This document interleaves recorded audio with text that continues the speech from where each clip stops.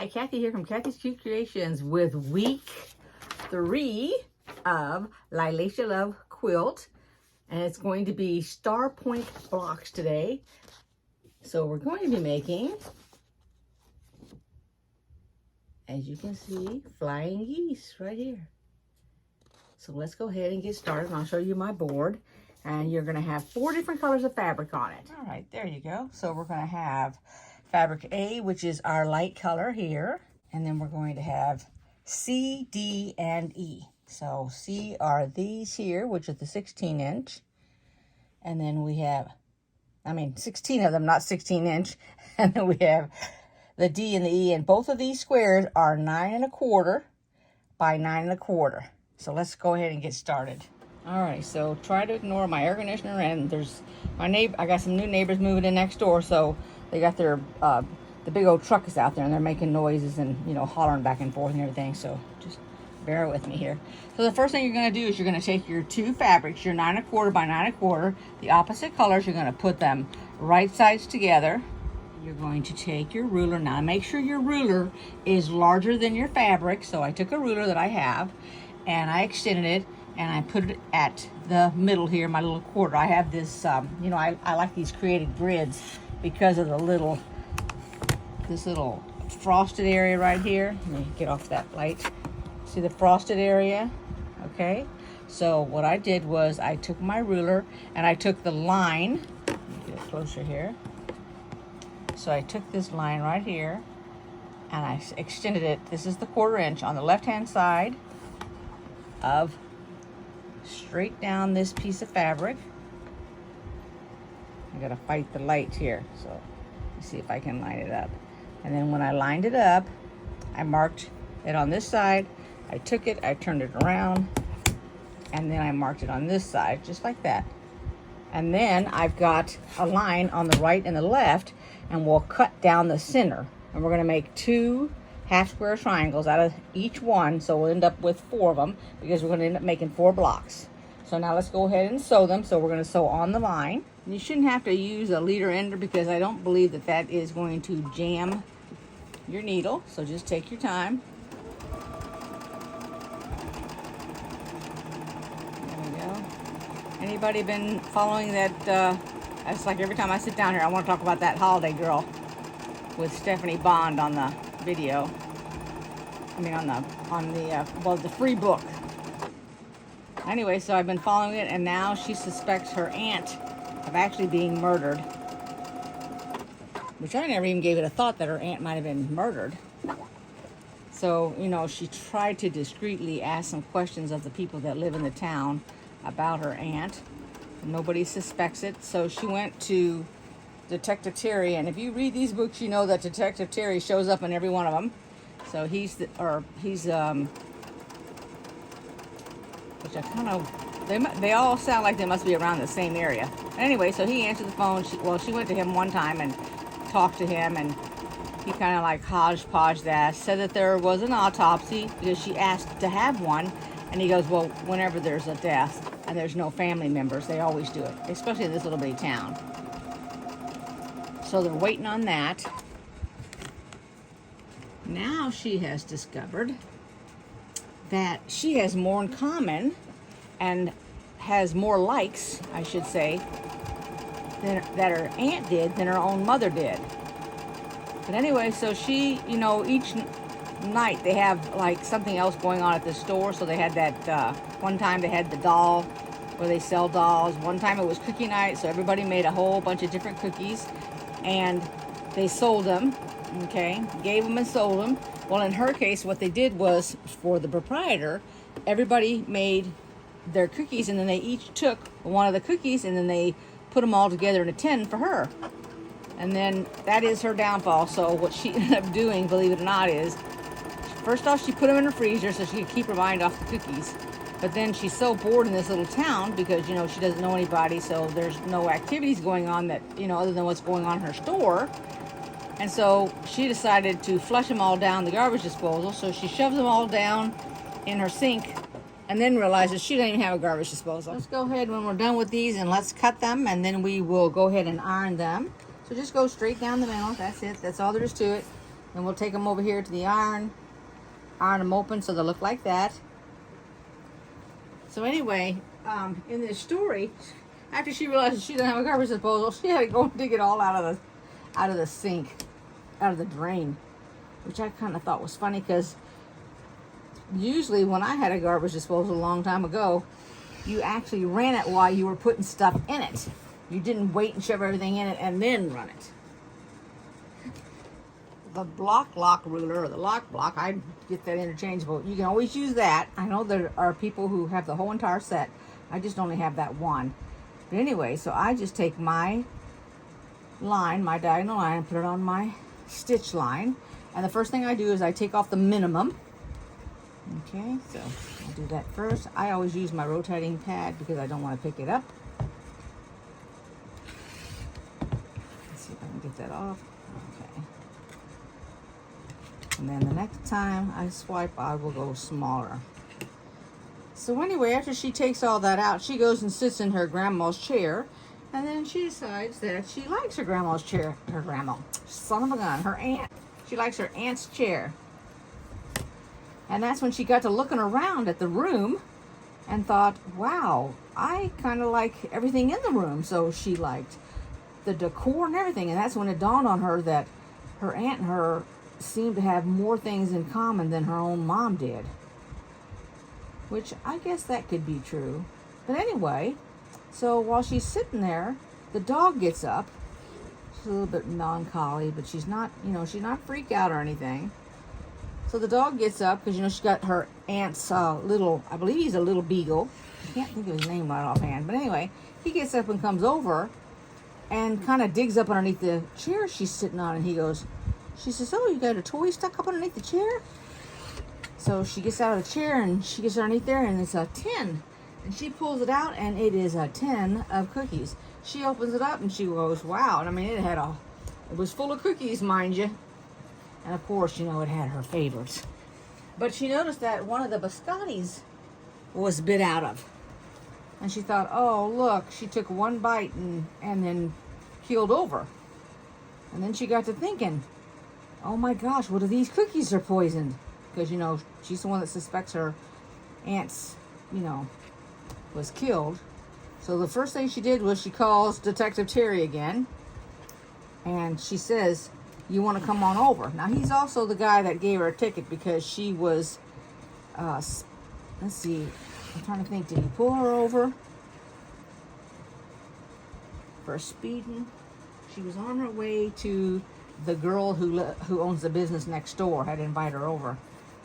But anyway, so she ends up getting a ticket, and when he's there, she produces this can of tins, and she goes, I found these underneath the chair, and since I think that my aunt was murdered, and he goes, yeah, it's a good idea. She says, I think you need to keep these until after the autopsy. So he said, okay, fine. And then she says, oh, by the way, about that ticket. And he goes, I'm sorry, I'm not going to sleep off that ticket. Which I didn't expect him to say. And she got a little embarrassed and she goes, no. And then he left real quick. But of course she's attracted to him. And he's a little bit attracted to her. And he's got some history if you've read any of these books. And that was the end of that story. It wasn't very long, but it was full of information. And other than that, I haven't really read any other books. I haven't had time to read books. I've been doing other stuff. Anybody do that Halloween, it's just a little wall hanging, that Pat has for free on her website? That's for all the newbies that don't know who Pat is. That's Pat Sloan. She does a video every single day. And she's got a really neat looking, it's not a very big wall hanging or anything, but I watched her video where she was, where everybody was sending her pictures and showing her what the colors that they had done it in. Boy, there's some really nice ones. They got them anywhere between that moon being like a dark, like in the pitch black darkness, versus earlier in the day and lighter. Some of them were yellow, some of them were orange, the moons now. with that black bat, as well as other color of bats going through it. It looks really, really neat. I went ahead and I downloaded the pattern because I'm never going to know if I want to do that pattern. And I was thinking about doing it. The only thing that keeps me from doing a lot of things is when the pieces are so darn small. I mean, I didn't used to mind them, but now I kind of mind them. I mean, I'm in the phase that I don't want to do the small pieces. I'd rather do a bigger piece. Although I'm not too sure I want to do something where the block ends up being 16 or 18 inches big. Not that kind of big. But anyway, go ahead and finish this last one, and then we're going to start the next piece of our project. All right, so the directions are telling us they want us to mark the back side of the squares, and you're just going to go from one end to the other. So I'm going to go ahead and I'm going to mark all of these first before I start putting them together. So since I'm right-handed, I find that I'm putting it on the left-hand side. Here's my mark, in case you can see it here. I've marked them all. So just put it on this side here. And then what I'm going to do, and you can pin it if you'd like, I'm just going to start here at the top and come down. So I'm going to do all of them on the left-hand side, and then I'll stop, and then I'll do all the right-hand side, because you have to iron them and open them. Okay, I came back real quick because I want to say something to you. So think about this. This section here is the part you're trimming. This piece that's on the fabric to the left here, to the right here, that's what we're keeping. So if you want most of your flower like this, then when you cut it off, it'll get flipped like that, and you have most of your flower on there. So if you're wanting that, then you're going to want to put the main design on this side. Otherwise, if you would prefer it to be this way, I'm going to turn it this way for you so you can see. And you can do this, you can look at yours, and then you would only get that part right there. And maybe that's all you want. Because you can look at each one as you put it on there. We're going to pretend that one's on there. We're going to reach for this one. And we're going to do the same thing. Like this. And your lines go from the center of the fabric down to the corner. And when you flip it, it would look like that. If that's the way you wanted to do that one. Otherwise, you could flip it, and it would look like that. Okay? Just to give you an idea of, okay, that was it. Now let's start on it. And we're going to do this one block together, and then you guys are going to finish them all up, and then we're going to come back and assemble this block. Now, I did go ahead and re-iron the blocks, but no, I did not use starch again. All right? I'm doing a 1/4 inch. Y'all can do a 1/4 inch, a scant 1/4 inch, whatever you want to do. That's what you do.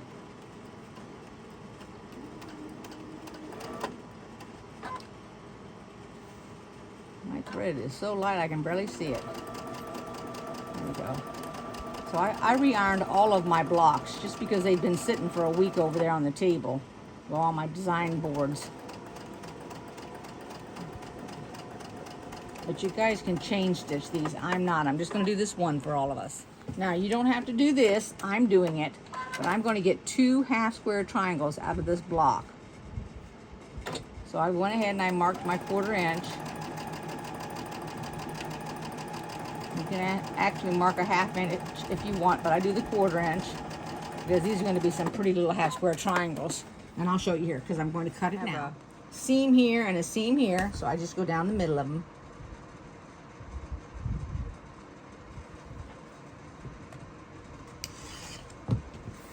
And then here's a half square triangle right here, all on its own for future use. And then here's my flying geese, and I'm going to go ahead and iron that open. And when I went ahead and I ironed it towards the colored fabric, not the white. Now let's do the other side. And I'll set all these aside. I don't trim them down or anything because I put them in a box, and then I have a variety of colors, and I can make pillows or little wall hanging or a baby quilt. It doesn't make any difference because I have a variety of these little half square triangles. All right, now I have my other piece on here.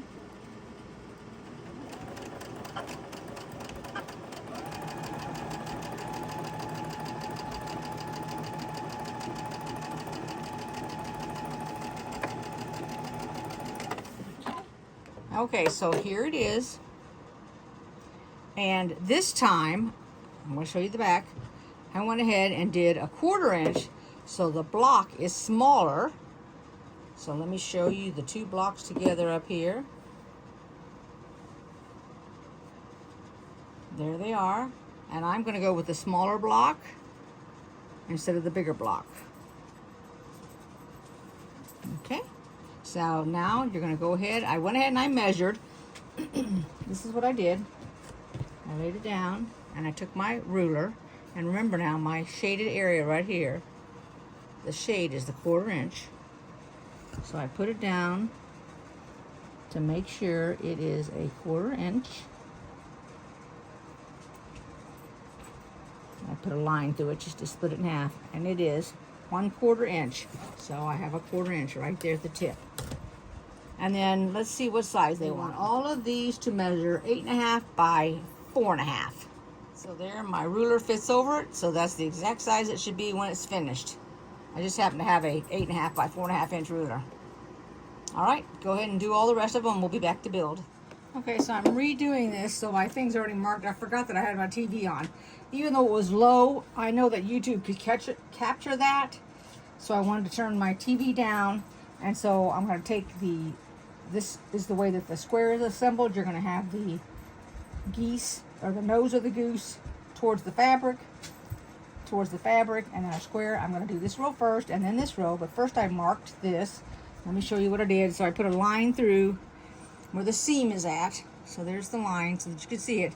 And then I kept my mark above the tip of the nose so it doesn't take off this tip right here. It'll come right here and sew. All right, so let's go ahead and sew this together. Just make sure that your right sides are together. Sometimes it's hard to tell when you're on the white fabric, in this case, on this white fabric, when they're together.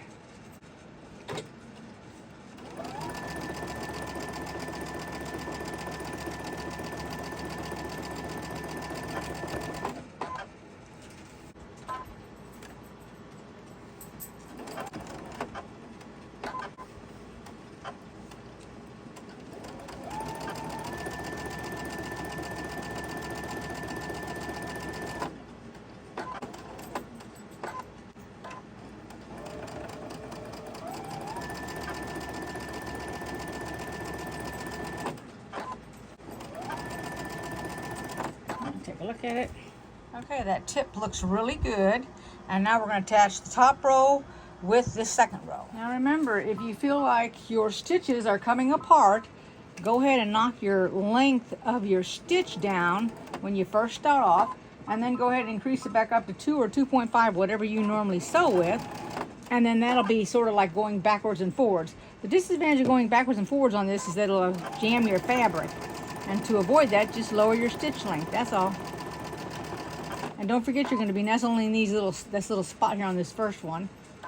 And I had to go back because my stitch came apart. That's why I've got a purple up there on top of that.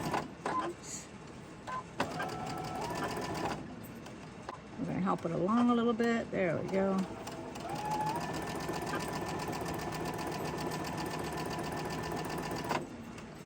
And we're going to take a look at our block. I'm going to go ahead and iron it first. Alrighty, here it is finished. We have not lost any tips. You saw that one. Here's that one. Okay, so go ahead and make the next 3 blocks, and then we're going to have them all done. All right, there we go. We got all 4 of the blocks done. Each one of them. That's got a weird looking, now that I lay that down there, that looks like a piece of thread, but that's something in the fabric. I even flipped it over to look. Huh.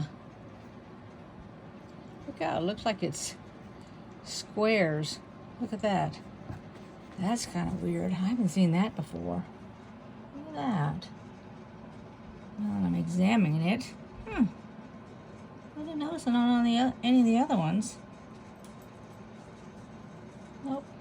Just must have been that one. Maybe it was a flaw or something. But that's okay. I don't mind. Alrighty, there we go. That was week 3. So next week we're going to start on the 4th week. That is not the complete week. Now I know a lot of times we've only had 4 weeks and that's it, but this is actually 5 weeks long. So this is week 3, and I hope everybody enjoyed this video. This was a really nice block to put together. Let's look a flower block here. But anyway, if you want to make a comment, you can. Subscribe if you haven't yet. It doesn't cost you anything. Click the like button, and I'll see you all next time. Thanks for watching. Bye-bye.